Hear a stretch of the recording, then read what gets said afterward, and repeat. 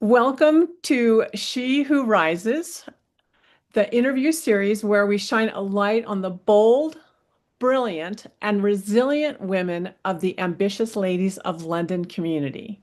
I'm your host, Lorraine Quick, and together today we'll explore the stories of women who are navigating life transitions, rediscovering purpose, and redefining ambition. These conversations are casual, real, and heartfelt. They're designed to inspire you with wisdom, courage, and also to serve as a reminder that we rise higher when we rise together. Today, I'm excited to welcome Maisie A.L.L, a social media consultant.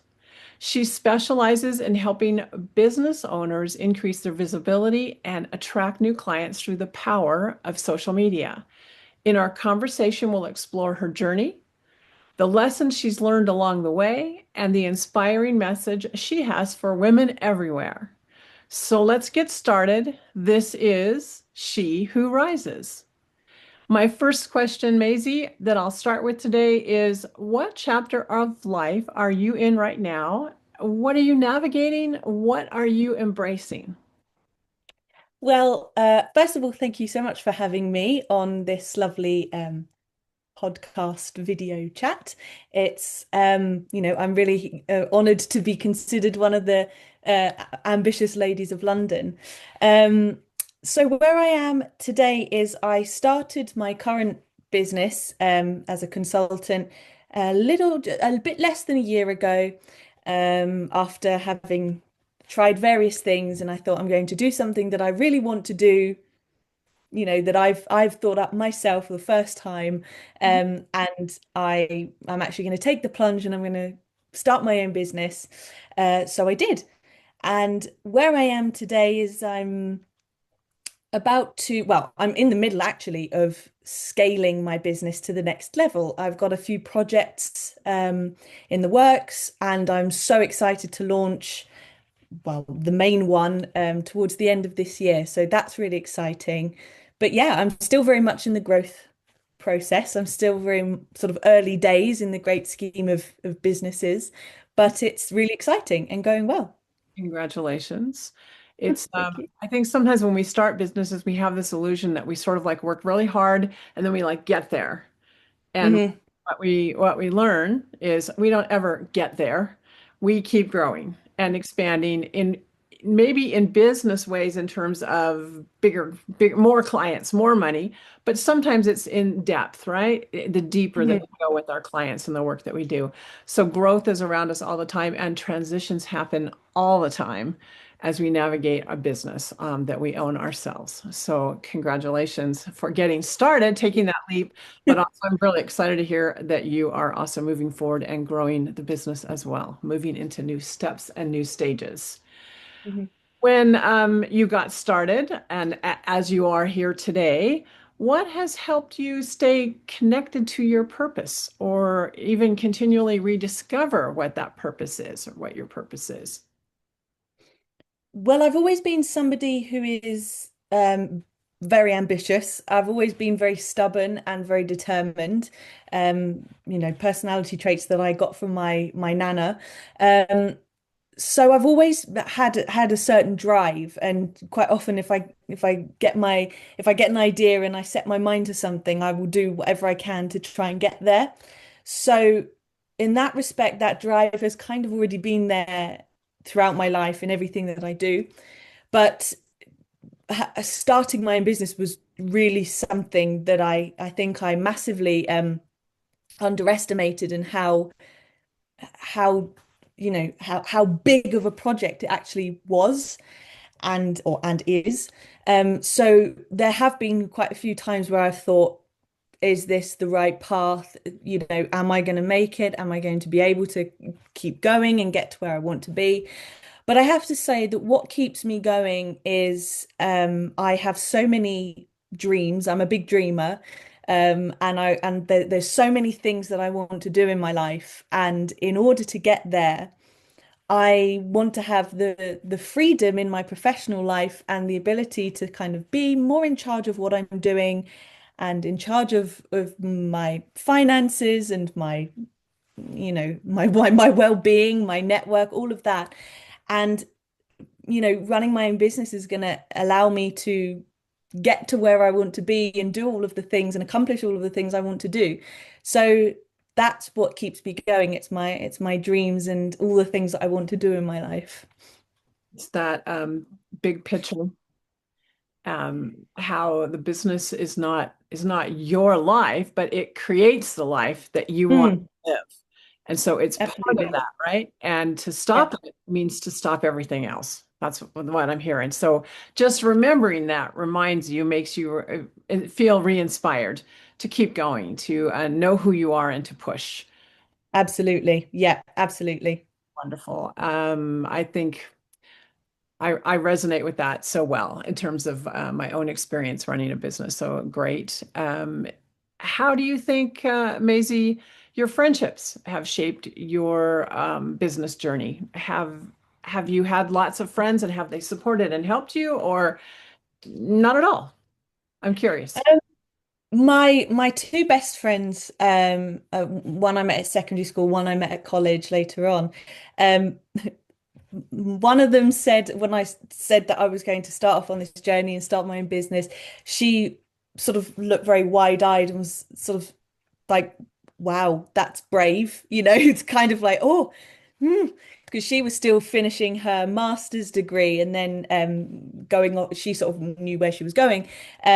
But I was the one who'd kind of flown the nest a bit earlier and kind of got out there a bit. So they were, she was very supportive, but was sort of like, wow, okay, well done, good luck with that. Kind of quite intimidated by, I think, the whole idea of, I mean, in the future, she said before that she'd like to have her own business, but she said it must be daunting and terrifying, which I told her it was, but that it was what I wanted to do, and that's where I wanted to go.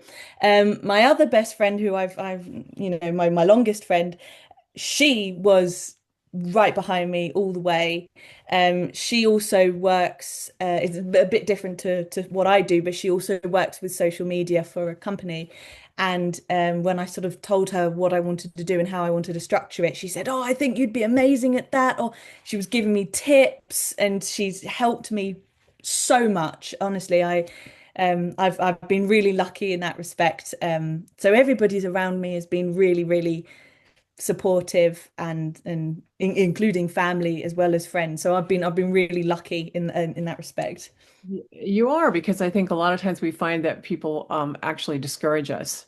They're worried for us. They know Mm. what the risks are and they want you to be successful, but they also want to make sure you really know what you're getting into, right? Absolutely. And my both of my parents have well, my mum in later years, but my dad his whole life they've both been self-employed and had their own businesses.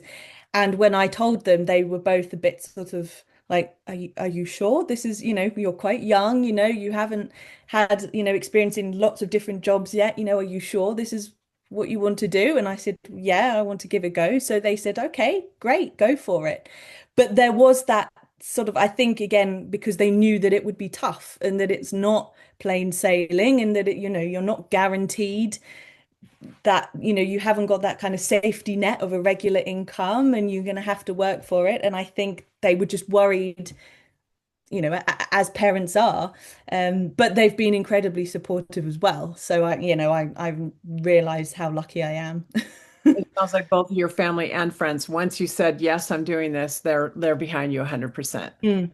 Yeah. Yeah, absolutely. Uh, you- Fantastic, fantastic. And so here's my next question is one that I'm really interested in hearing what you have to say about in terms of have you experienced, as you evolved in business, have you experienced shifts and changes in your leadership abilities, your confidence? How has owning a business, being a businesswoman, changed you, helped you to grow? It absolutely has. It really, really has. I think the biggest way that it's changed me is that I'm well, I'd like to say that I'm no longer as quick um to think that I can't do it. So it's really kind of proven, I've proven to myself that I can do it, that that I can help people, that I can run a business, that I am doing it. And it's something, believing in myself and self-confidence is something that I have always struggled with, always, ever since I was tiny. And I think at one time owning, starting my own business was terrifying. I even said once, oh, I could never run my own business. It's too much. But here I am. And I think it proved to me that that I can, if I step out of my comfort zone, if I dare to step out of my comfort zone and I dare to take risks, it's not always as bad as you think it's going to be. Sometimes you might surprise yourself and, realize that you can do it. And I realize as well it does help that I do have seem to have inherited the right personality traits from my grandparents in the determination and the stubborn thing. Um, but yes, I really have changed. I think I've become braver, I've become more confident, I've become more confident in being myself, being more authentic. I mean, working on social media, it's inherently a kind of fake place. People have a tendency to put on a front. And I did when I started. I absolutely did. I was scared to let that barrier down. And when I finally started to, um, not that long ago, the results have been amazing, both in, clients and people that I speak to, and in myself. I feel so much more comfortable with it. And yes, I've become so much more brave. It really, really has changed me for the better. And now I feel like I can do things that at one time I would have questioned whether I was able to, but now I feel I can. I think it's kind of ironic that, in working in the field of social media where everything or many people are putting up a facade or an image of who they want the world to know them as, you found a way to become authentically yourself, which empowered you to be more confident and more courageous. Mm. Yeah. Yes, and it's hard. Don't Yeah. get me wrong, it's very difficult, but when you are able to, it really makes all the difference. So what's the trick? What's the key to that? How did you do that? Give me your secret. Um, honestly, I'd like to say that there is a secret and like just a flick of the magic wand, but I don't think there is. I think you have to just do it. You have to find a way. I mean, it doesn't have to be a big thing. It doesn't have to be a big, shouty thing. Just start small. I know that with me, it helped. I started sharing small, slightly more personal things on my Instagram stories. I'm somebody who loves an interesting pair of socks. I love socks. And I bought a strange pair for Halloween last year, and I put that on, and loads of people voted on the stickers that I put on, saying, "Oh, I love the socks; they're great." And so I did another one for Christmas, and that kind of broke the ice. And I was like, "Oh, okay, people like this. Okay." Yeah. And so I started talking more about my animals and all this, and you kind of just have to take the plunge and just stay true to yourself. Really try as much as Sounds like possible. little teeny tiny steps that get Mm, a momentum going, yes. allows you to reveal yourself and maybe even learn a little bit more about who you are. Absolutely, absolutely. And you kind of, the biggest worry for me, and I think it is for a lot of people, is that you're worried of like the backlash or the potential kind of trolling you might get, or somebody might say something, or you think you're going to make a fool of yourself, or you're going to appear unprofessional. That's another one. But the thing is that because you are running a business and you're a business owner or a service provider, people want that connection. They want to come to somebody that they trust and that they feel they know. And the only way that they can do that and you're going to gain that trust is by being yourself. And that doesn't mean you have to live your life on social media. You don't have to share everything, but little bits that are going to just make that personal. It's just that personal touch, create that personal connection, and it really, really, really does help. You just have to take the plunge, start small, and then just keep going with what you're comfortable with. Oh, cool. And so you've mentioned to me that you inherited an ambitious approach to life, that you are an ambitious woman. How do Mhm. you define ambition in your life today? Um, I think I def well, I don't know. I think you can define it many different ways, but I think because again, I'm so focused on what I want to achieve and all the different things that I want to do in my life and all of these things that I want to do and places I want to visit and places things that I want to do with my business. I think I think that is ambition to me. It's just living my dreams. Going as far as I can, doing as much as I can, and doing everything that I want and achieving things that I want to achieve. That's kind of ambition for me, I guess. It's kind of probably the usual sense of ambition. I don't know, but yeah. I think it's pretty unique. But also what I see here is you as a woman living limitless. If And you, that's not always been the case. That's something I've learned to try and let go of limits. And yeah, I've opened something you myself up a want, lot if more. you want an experience, you are like, I can do this. I'm going after that. I'm embracing it, and so you're ambitious for the quality of life that you live, not like I'm ambitious to beat everyone to the finish line, kind of Yeah. competition kind of thing, but just to live Mm. your best life. Absolutely. I've never really been competitive. Mhm. Never, even as a child. The slight mention of a competition, I would bow out. I would just, nope, not for me. It's never been what drives me. Competition, commission, things like that doesn't drive me at all. And I have to say, it's been hard for me to um live without a plan, if that makes sense. But I know what I want to do in my life, and I'm working to achieve those goals. So yeah, that's what ambition is to me, to get to where I want to be, basically. Love it. So, if you could give advice to or encouragement to a woman who is going into this very same season of life that you're in terms of growing your business and becoming more full into yourself as a businesswoman, what would you tell her? Um, it's so hard. I think this is and I've done content on this before and posts on this before, but I always hated when people used to say to me, trust the process. Because I used to think to myself, yeah, it's easier said than done, trust the process, but how can I trust that that's going to work? But honestly, trust the process. I think I think it is some one of the biggest things that I've learned is that it takes time.